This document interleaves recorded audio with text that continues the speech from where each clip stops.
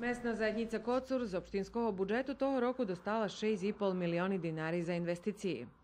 To nije dosta točna suma za šitsko, co bi trebalo porobiti u Valalje, doznavame od predsjedatelja Sovitu mesnej zajednici. Tako smo planirali da uradimo asfaltiranje ulaza na pijacu, da završimo garažu za vatrogasni dom za DVD Kucura.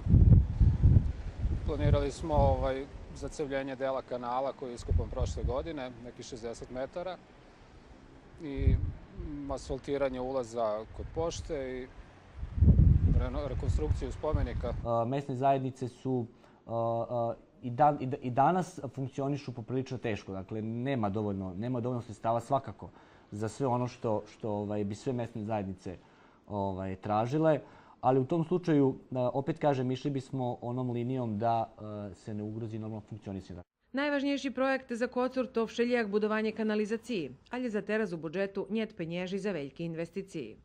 Kocurcom toho roku budze ponuknuta možljivost, že bi hlasali za mesni samodoprinos, co bi do opštinske kasi prinjeslo određenu sumu penježu, kotri bi već mohol bud pohasnovani za ukladanje do Valalu.